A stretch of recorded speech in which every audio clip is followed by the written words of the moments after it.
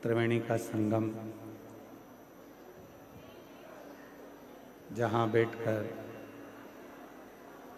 भगवान शिव की पवित्र पावन शिव महापुराण की कथा श्रवण करने का सौभाग्य बाबा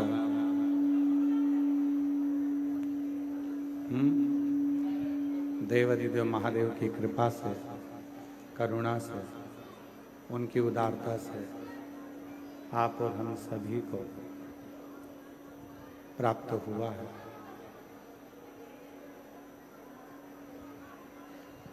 ये पवित्र प्रावण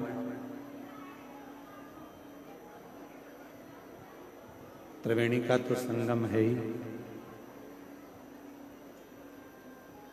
और त्रिवेणी के संगम के साथ में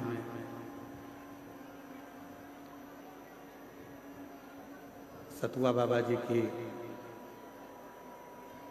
पवित्र गोद में बैठकर ये पवित्र शिव महापुराण की कथा श्रवण करने का सौभाग्य आप और हमको प्राप्त हो।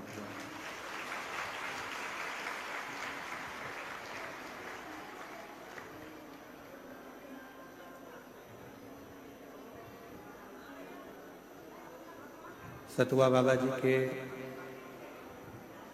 इस पवित्र पावन सेवा शिविर में वर्तमान पीठ पर सतुआ बाबा जी की वर्तमान गादी पर विराजमान जगत गुरु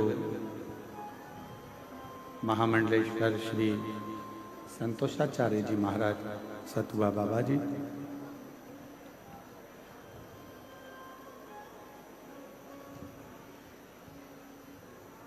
पता नहीं आप लोगों ने कौन सा जादू, हमने सुना है बाबा जादू करते हैं, पर हमें लगता है प्रयाग वालों ने सतुआ बाबा पे जादू कर रखा है।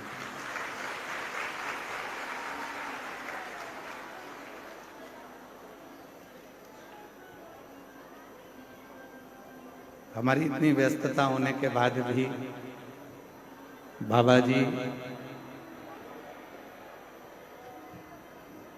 ऐसा कोई दिन नहीं छोड़ते जिस दिन प्रयागराज के मेले में आने के लिए फोन ना करते। और फिर समय निकालकर इस पवित्र पुण्यमय धरा पर आना होता है। साथ में ही कथा मंडप में विराजमान चित्रकूट से रामायणी कुट्टी वाले महाराज श्री सरल सहज आपकी अविरल भक्ति शिव के प्रति आपके चरणों को भी नमन करता हूँ। कथा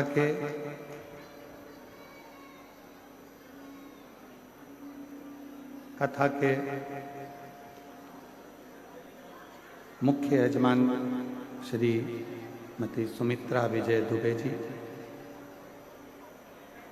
सीमा मदन दुबे जी, अंजलि कपिल दुबे जी, शिवांगी सचिन तिवारी जी खुरई मध्य प्रदेश से हैं। एक बार इनके लिए जोरदार ताली बजाकर स्वागत वंदन।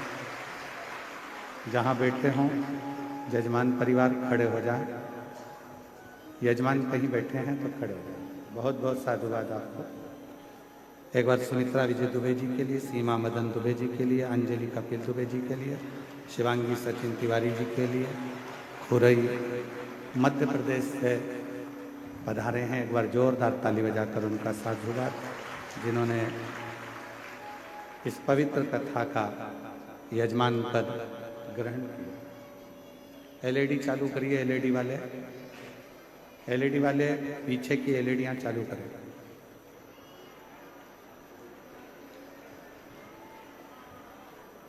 पांच दिवसीय शिव महापुराण की कथा आप और हमको श्रवण करने का सौभाग्य प्राप्त हुआ है।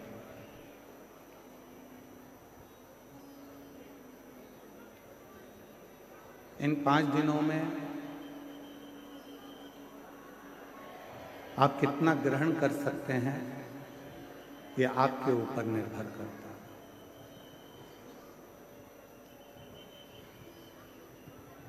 त्रिवेणी के तट पर आए और सिर पे गंगा का लोटा तो भरकर ले गए, पर गंगा जैसी शीतलता लेकर नहीं गए, तो यहां पर आना आपका व्यर्थ हो गया।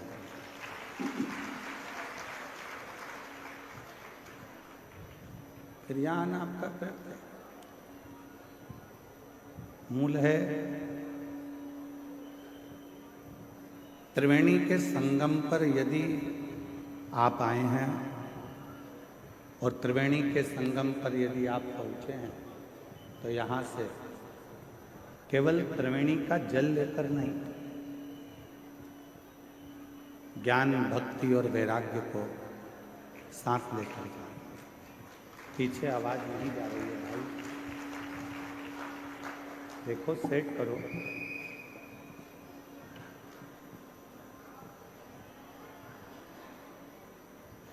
त्रिवेणी का तट,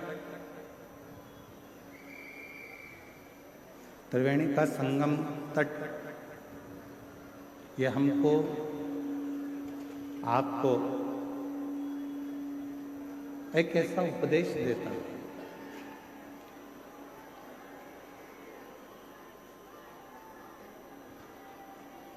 पीछे केवल बढ़ा, पीछे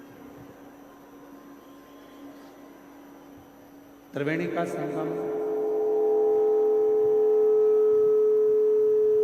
आपको और हमको एक ऐसा उपदेश देता है कि यहां आने के बाद में व्यक्ति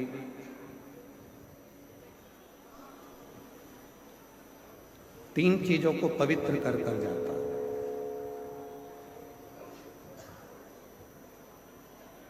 वो तन, मन और धन। उधर चोंगों की आवाज नहीं जा रही है, कहाँ, जहां कोने कोने पर लोग चारों तरफ बैठे हुए हैं, बाहर की ओर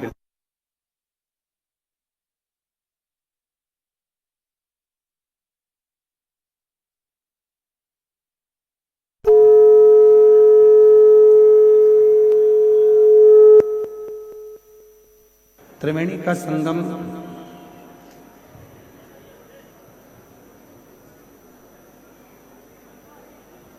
तीन पवित्र कर देता है, तन को, मन को और धन को। यहां आने के बाद में आप केवल तन नहीं धो रहे,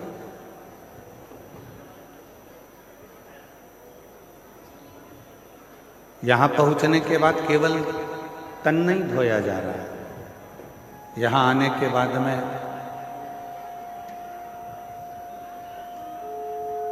मन भी धोया जा रहा है और धन की शुद्धि भी हो रही है। स्पीकरों को बढ़ाइए, स्पीकरों को, जिससे उधर भी कोने में आवाज सभी जगह पहुंचे। स्पीकर की आवाज कम है। हाँ तो देखो उसको, क्यों नहीं आवाज जा रही।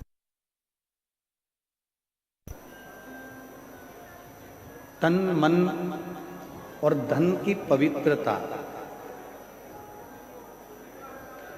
कहीं पर है तो वो त्रिवेणी के संगम पर, इस प्रयागराज की भूमि पर है, जहां व्यक्ति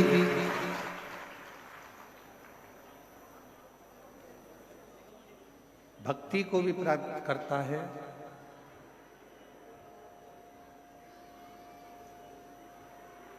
मुक्ति को भी प्राप्त करता है,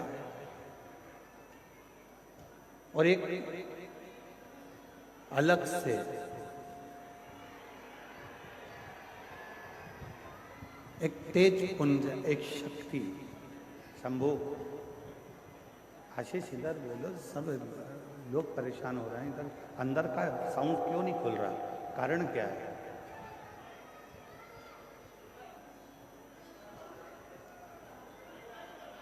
इस त्रिवेणी के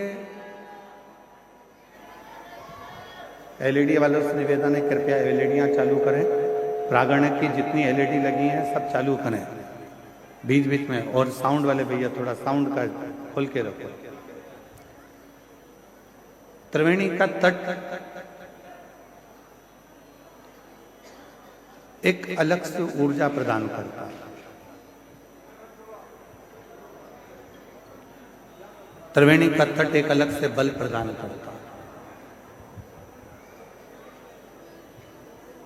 और हम फिर निवेदन करेंगे कि सारी दुनिया में आप शिव महापुराण की कथा को श्रवण करते हो, और यदि त्रिवेणी के घाट पर बैठकर ये कथा सुनते हो तो तीन चीजें तो मेरा त्रिगुणाकार, त्रिकालदर्शी, त्रिनेत्रधारी, त्रिपुंडधारी, त्रिशूलधारी और त्रिनेत्रधारी भगवान आपको दे ही देगा। बोल बम का नारा है, सारी समस्या का हल श्री शिवाय। त्रिवेणी के संगम पर त्रिकालदर्शी, त्रिनेत्रधारी, त्रिपुंडधारी, त्रिशूलधारी, त्रिलोकी के नाथ देवाधिदेव महादेव की कथा सुनकर हम भी यहां से तीन चीजें लेकर जाएंगे। एक लेकर जाएंगे मन की शांति,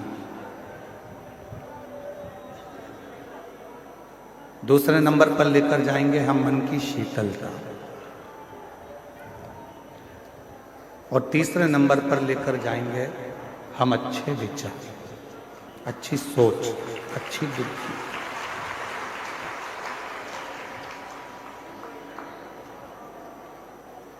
क्यों?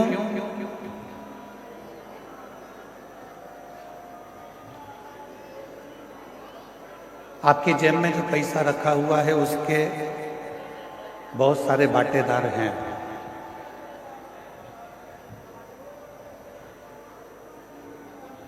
आपकी अलमारी में जो पैसा रखा हुआ है उसके भी बहुत सारे हिस्सेदार हैं।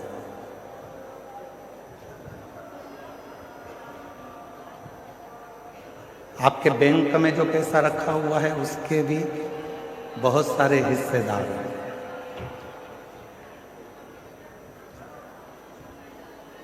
आपका प्लाट है उसके भी बहुत सारे हिस्सेदार हैं।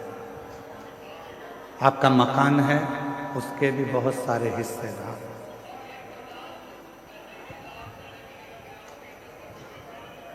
आपकी जमीन के, आपकी प्रॉपर्टी के, आपके धन के,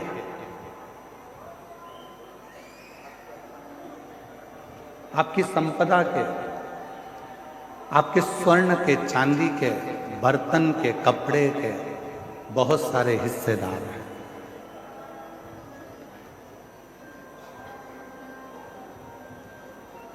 जितना भी आपके पास में धन है उसके ढेरों हिस्सेदार होंगे, पर एक धन हमारा खुद का होता है जिसका कोई हिस्सेदार नहीं।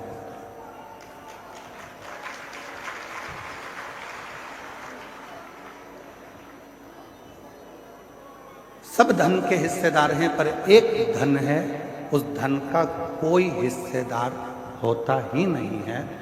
वो धन है आपका दुख, आपकी तकलीफ, आपका कष्ट, आपकी बीमारी, आपका रोग।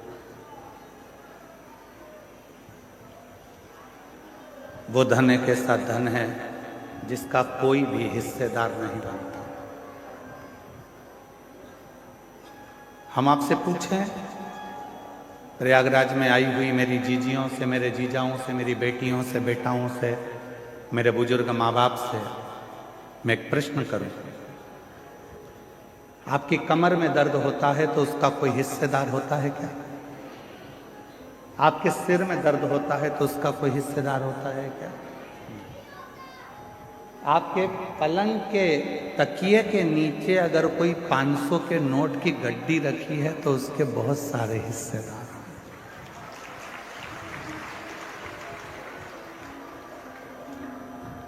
उसके हिस्सेदार हो सकते हैं, पर आपके दुख का कोई हिस्सेदार नहीं, कोई।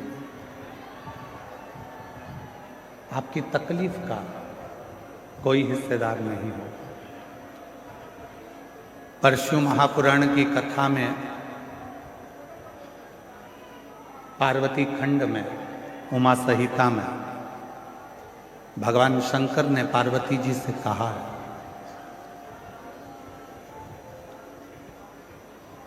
कि दुनिया के लोगों के धन के हिस्सेदार बहुत होंगे, दुनिया के लोगों की प्रॉपर्टी के हिस्सेदार बहुत होंगे, दुनिया के लोगों की संपदा के हिस्सेदार बहुत होंगे, पर पार्वती जो मेरे शिवलिंग पर एक लोटा जल समर्पित करता है उसका दुख का कोई हिस्सेदार नहीं होता, पर जब वो पवित्र मन से मेरे ऊपर एक लोटा जल समर्पित करता है तो उसका दुख का हिस्सेदार मैं स्वयं।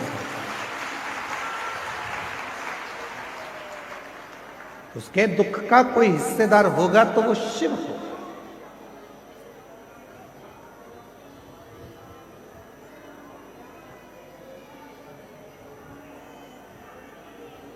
आवाज नहीं जा रही है, वहां से माताएं चिल्ला रही हैं। आशीष वहां साइड से।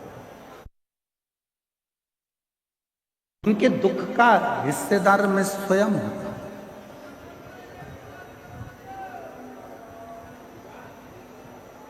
इनके एक आदमी को पीछे भेजो तो वो सुन लेगा वहां से।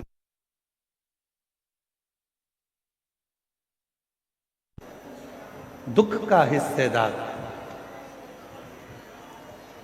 शिव कह रहे हैं कि जब कोई एक लोटा जल समर्पित करता है, जब कोई एक लोटा जल मुझे देता है, तो वो जब दुखी होता है तो उसके दुख का निवारण करने के लिए मैं स्वयं उसके दरवाजे पर पहुंचकर उसके दुख को काट देता हूं। उसके दुख को समाप्त करने की जवाबदारी मेरी हो जाती है। उसकी तकलीफों को समाप्त करने की जवाबदारी मेरी हो जाती है।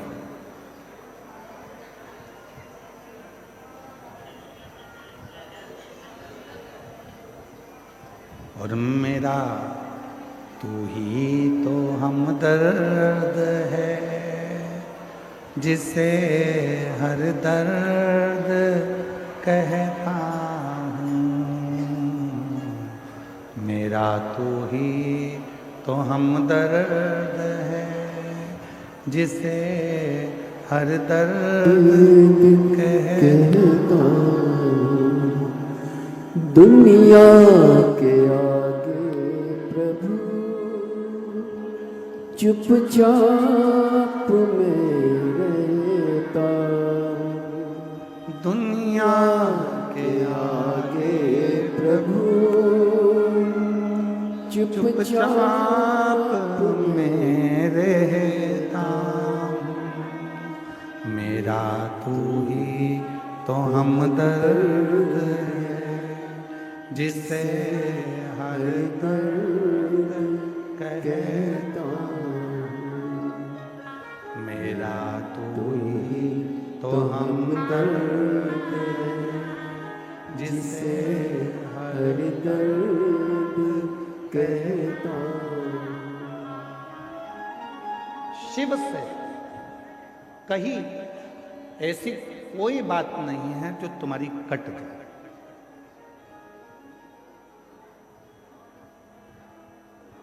शिव जी से करी हुई प्रार्थना ऐसी कोई नहीं है जो तुम्हारी प्रार्थना को शिव स्वीकार ना करे, शंकर स्वीकार ना करे।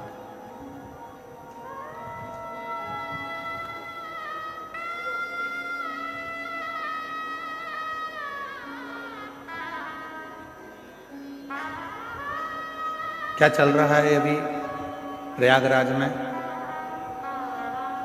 1 महीने का क्या चल रहा है? इसको कुंभ नहीं कहेंगे, इसको कहेंगे माघ मेला।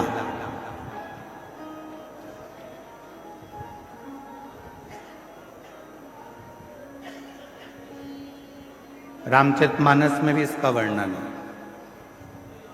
संत आते हैं, निवास करते हैं, 1 महीना रुककर सत्संग करते हैं और फिर चले जाते हैं।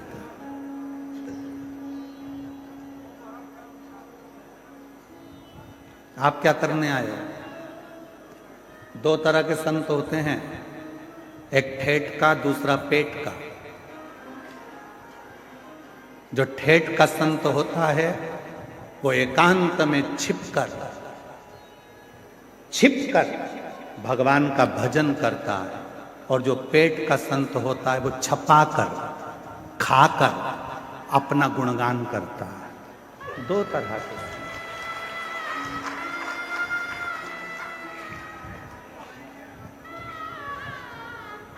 एक छपाकर खुश होता है, एक छिपकर खुश होता है।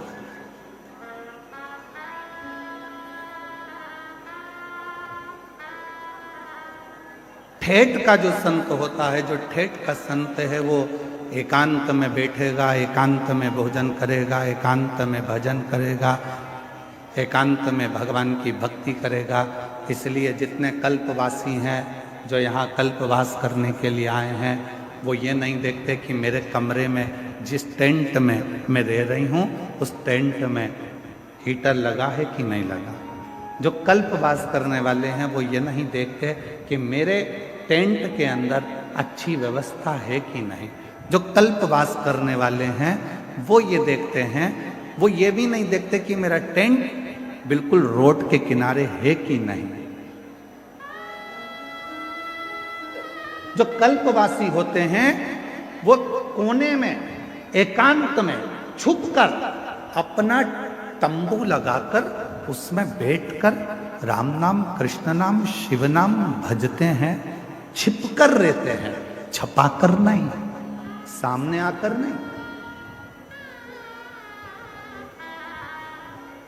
क्यों हमारे शास्त्रों में कहा गया कि संत, साधु, गुरुजन, तपस्वी जन, साधु, सन्यासी, तपस्वी जन जंगल में जाते थे, वन में जाते थे, तपस्या करते थे, वन में जाकर छिपकर बैठ जाते थे, तप करते थे। जहां कोई ना आए वहां संत जाकर, साधु जाकर, गुरुजन जाकर, तपस्वी जन जाकर साधना करते,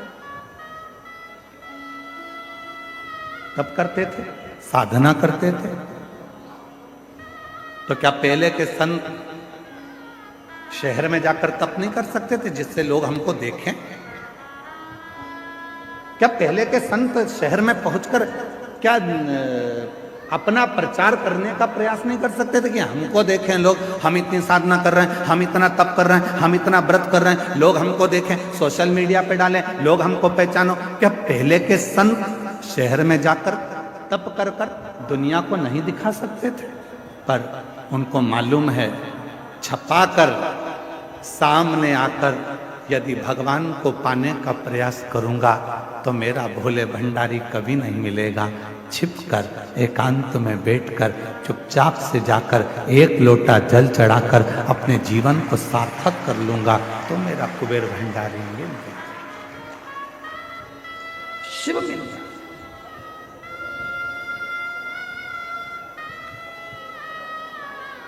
कई लोग कहते हैं, गुरुजी हम सवेरे सवेरे तैयार नहीं हो पाते और लोटा लेके मंदिर में पहुंच जाते हैं जल चढ़ाने, चलेगा क्या? हमने कहा चलेगा। तो कहा हम लोटा लेके जैसे मंदिर में जाते हैं तो पंडित जी कहते हैं कि बताओ, लोटे को साफ भी नहीं करा, गंदा लेकर आ गए, काला काला हो रहा है, और खुद भी तैयार नहीं हुई और आ गई एक लोटा जल चढ़ाने के लिए। तो हमारा निवेदन है, हाथ जोड़कर कह देना, मैं कितनी भी तैयार हो जाऊं, मेरा भोले बाबा मेरे ऊपर के रूप को नहीं देखता, मेरा भोले बाबा तो मेरा मन देखता।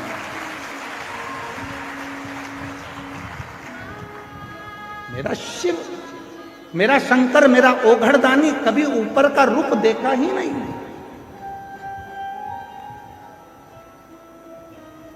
आप कितने सुंदर हो, उसको मतलब नहीं।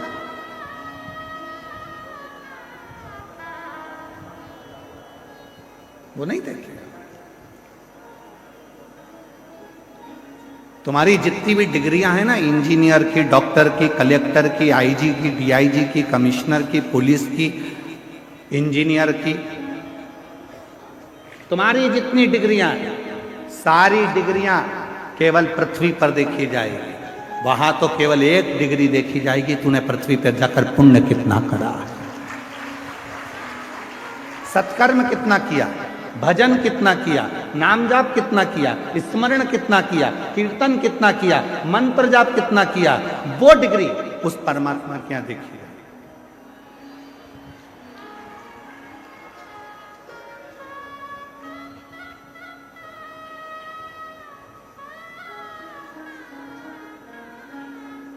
हम ईमानदारी की बात बोले, हम सतुआ बाबा के यहाँ कथा करने क्यों आते हैं?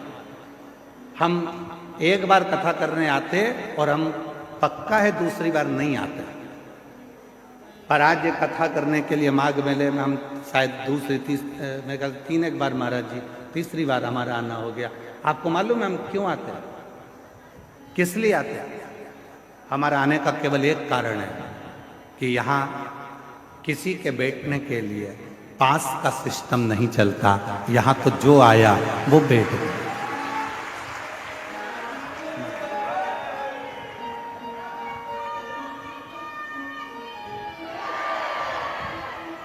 यहाँ हमारा आने का केवल एक कारण है कि यहाँ बहुत सारे बैरिकेड बनाकर, ये नहीं कि जिसने धन दिया वो आगे बैठेगा, जिसने कम दिया वो राइट में बैठेगा, और कम दिया तो वो लेफ्ट में बैठेगा।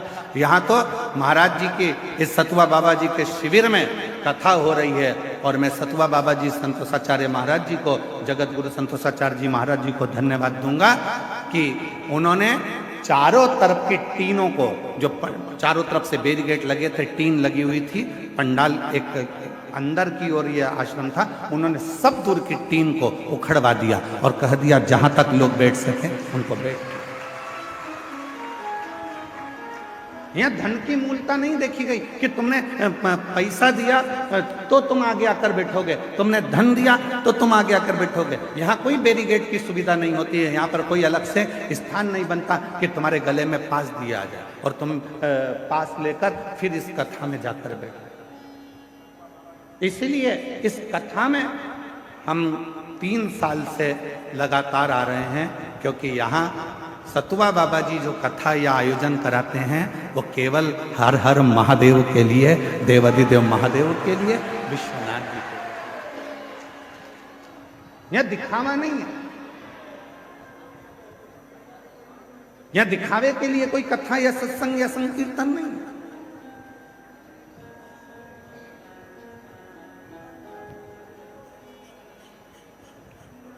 यहां तो केवल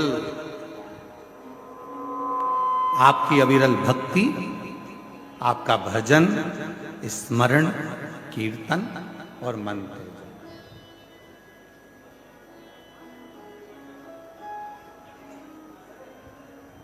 केवल आपका भजन, कीर्तन और मंत्र आप करो। 5 दिन आप और हम हैं, निवेदन है इन 5 दिन में सतुआ बाबा जी के शिविर में आप जितनी देर बैठकर भजन कर सकते हैं उतना भजन करें। त्रिवेणी के संगम पर बैठकर जितना स्मरण कर सकते हैं करें। त्रिवेणी के जितना करना,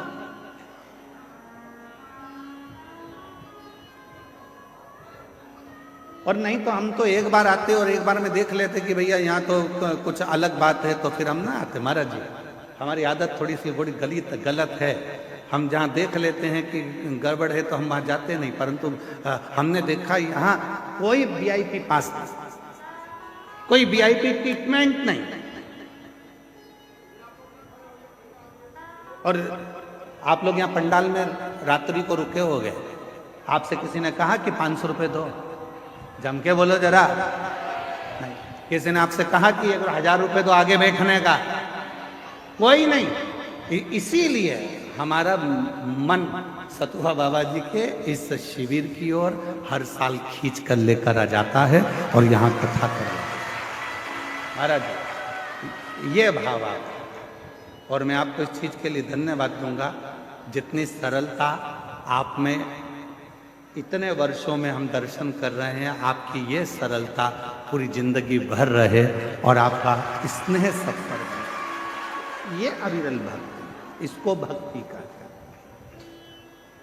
इसको विश्वास कहते हैं, इसको भरोसा कहते हैं, दृढ़ता। शिव क्या है? मेरे शंकर भगवान के यहां पर भगवान नारायण भी अगर आए हैं तो शिव जी के सम्मुख में आकर खड़े होकर लक्ष्मी जी भगवान नारायण से कहती हैं कि आप भगवान शंकर को कुछ देकर प्रसन्न कर लीजिए।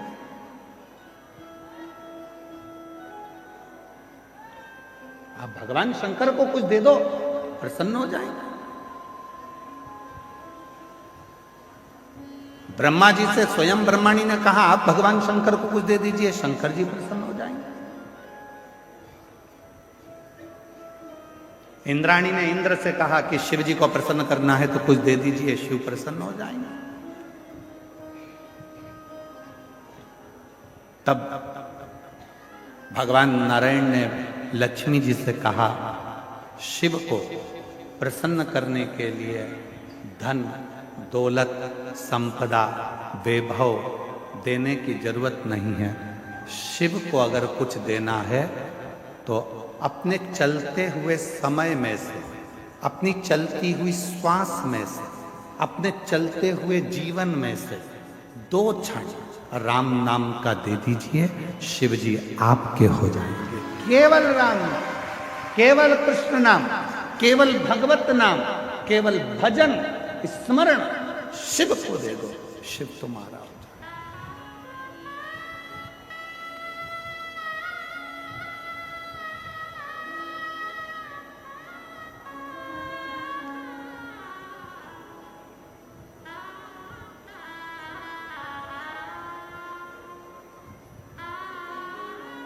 आज घूमने के लिए जाऊंगा सतुआ बाबा जी आपके साथ में, मन है मेरा। पूरे प्रयाग में मुझे घूमकर देखना है कि कौन से करोड़पति सेठ ने यहां पर भंडारे खोल के रखे। मुझे पूरे माघ मेले में देखना है कि कौन से करोड़पति सेठ ने भंडारे खोल के रखे हैं। जो दुनिया के लोग कहते हैं साधु मांगता है, जो दुनिया के लोग कहते हैं संत मांगता है, जो दुनिया के लोग कहते हैं ब्राह्मण मांगता है, जो दुनिया के लोग कहते हैं सन्यासी मांगता है, उनको दिखाना है मुझे इस आस्था चैनल पर कि संत मांगता है तो कहां ले जाकर भक्तों को खिलाता है, वो दिखाने का प्रयास करना। यहां माघ मेले में कोई सेठों ने अपने अपने शिविर नहीं लगाए। यहां माघ मेले में जो लंगोटी पहनने वाला बाबा है, जो तन पर एक वस्त्र धारण करने वाला संत है, उसने अपना शिविर लगाकर 1 महीने तक ना जाने कितने कितने हजारों भक्तों को, किसी को चाय पिला दी, किसी को भोजन करा दिया, किसी को भंडारा खिला दिया। वो तुम्हारे लिए मांगा है, वो तुम्हारे लिए लेकर आया। और मुझे माघ मेले में उस सेठ को ढूंढना है जो भंडारे कर रहा है। कि कितने लोग कहते हैं कि आज के महाराज तो लूटते हैं, आज के महाराज तो लेकर आते हैं, उनको दिखाना है। इस माघ मेले में एक एक झोपड़े में बैठा हुआ एक एक संत, एक एक साधु, एक एक तपस्वी, एक एक सन्यासी आपको खिलाने के लिए बैठा है और आशीर्वाद देने के लिए बैठा है। यहाँ लेने के लिए नहीं बैठा, यहाँ लेने नहीं आया, यहाँ देने आया।